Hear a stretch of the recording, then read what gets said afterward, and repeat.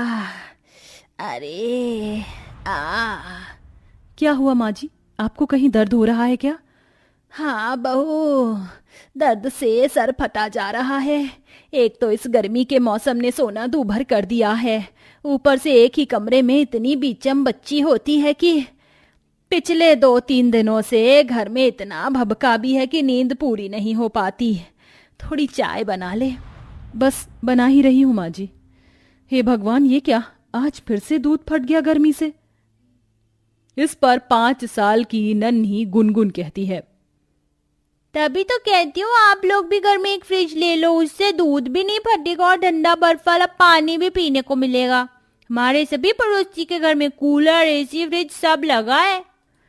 लेकिन गरीबी के आगे किसी का बस नहीं चलता। गरीबी में अक्सर एक बड़ा परिवार एक कमरे में गुजारा करता है, खासकर तब जब परिवार में कमाने वाला एक हो और खाने वाले ज्यादा हो।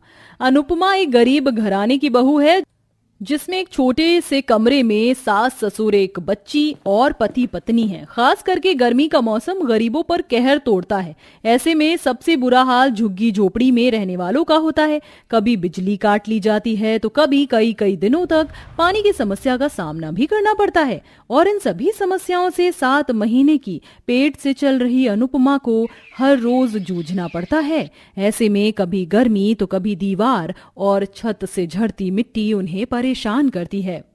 माँ, अनुपमा, मैं काम पर जा रहा हूँ। ठीक है जी, मगर रोटी तो लेकर जाओ। रात को भी तुमने ढंग से खाना नहीं खाया था। नहीं, आज रहने दो, मन नहीं है गर्मी से। मन ना होते हुए भी उसे मजबूर होकर लू भरी गर्मी में कमाने के लिए जाना पड़ता है। इधर धधकती गर्मी में एक कमरे में अनुपमा खाना बनाती है। चलो, रोटी पानी तो बन गया। माँ जी, बाबूजी, खाना दूं आप दोनों को? बिछौने पर पड़ा बूढ़ा कमजोर ससुर पसीने में लथपथ सा था। हाँ बहू, बस 2 रोटी डाल कर दे दे। इस गर्मी में तो रोटी खाने का मन भी नहीं करता। इस बार गर्मी भी ज्यादा है। सास ससुर को खिलाकर गरीब अनुपमा रोटियां बची हुई गिनते हुए बोली, धन्यवाद भोले बाबा, आज खाना कम नहीं पड़ेगा। 5 रोटी हैं, प्रकाश जी के लिए 2 रख देती हूँ। 1 रोटी नमक तेल से मोड़कर खा लेती हूँ। मुझे माफ करना मेरे बच्चे। वैसे तो बच्चा रहने पर औरत को दूध, घी, मलाई, फल, फ्रूट खाना चाहिए, लेकिन तेरी गरीब माँ तुझको पूरा पोषण नहीं दे पा रही है। हे भगवान, आज तो मैं बाबा जी को खाना देने ही नहीं गई। अनुपमा जल्दी से 2 रोटी और गुड़ रखकर जंगल में आती है, जहां 70 से 75 साल का बूढ़ा जोगी के भेष में बैठा था। आ गई बेटी?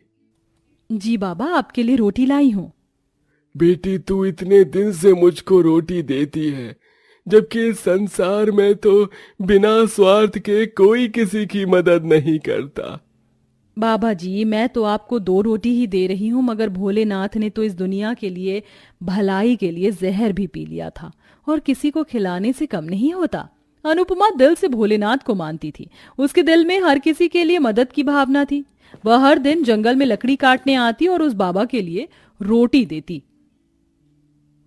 अच्छा बाबा, मैं जाती हूँ, मुझको लकड़ियां भी लेनी है।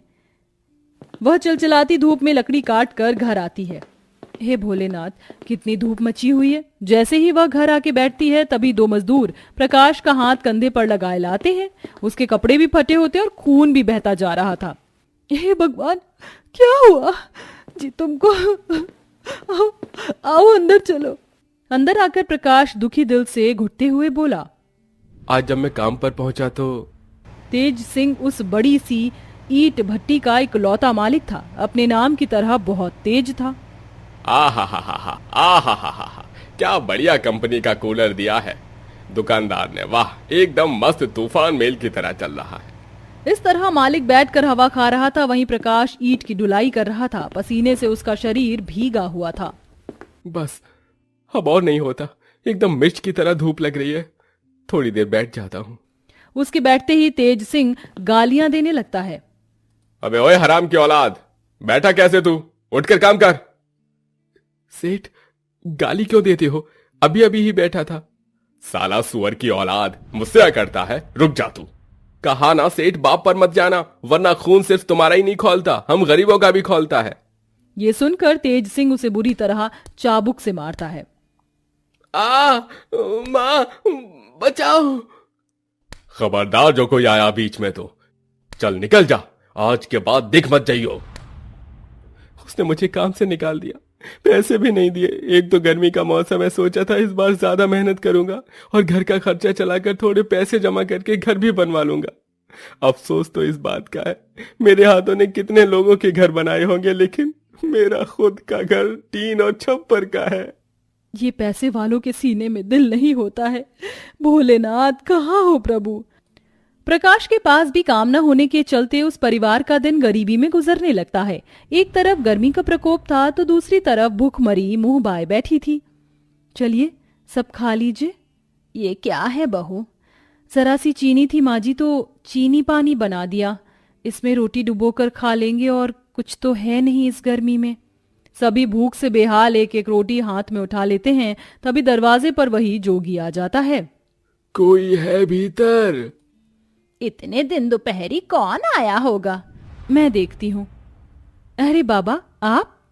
बेटी, जंगल गर्मी से बहुत तप रहा है, एक पत्ता भी नहीं हिल डुल रहा, तो यहाँ आ गया। इस बाबा को अपने घर में शरण दोगी? जी बाबा, आप इस गरीब की कुटिया में आपका स्वागत है। बेटी थोड़ा पानी मिलेगा?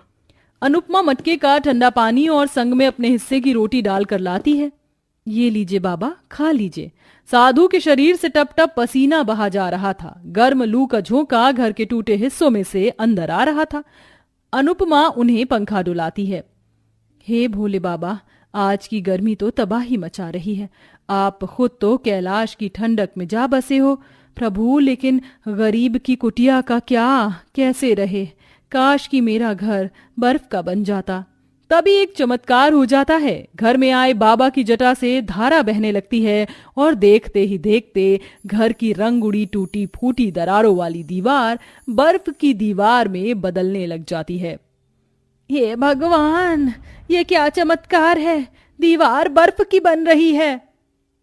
देखते ही देखते पूरा का पूरा घर ही जादुई बर्फ का घर बन जाता है और उन गरीब परिवार की गर्मी छू मंतर हो जाती है।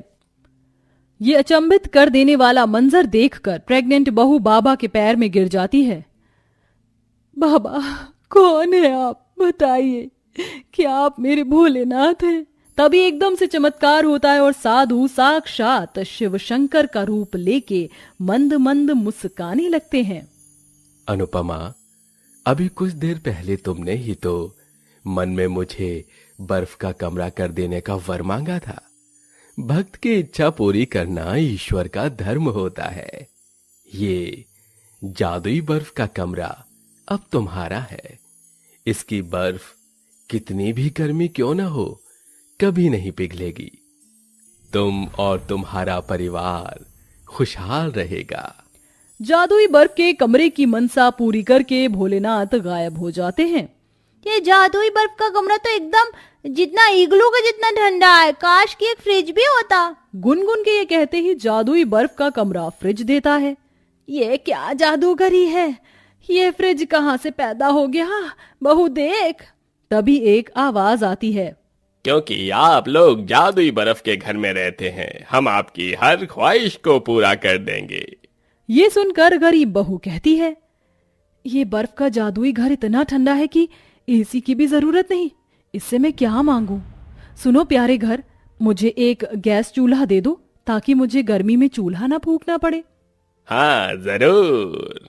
अनुपमा के सामने गैस चूल्हा आ जाता है, जिसके बाद सभी गर्मी में अपने मन पसंद के खाने की ठंडी ठंडी चीज भी मांगते हैं।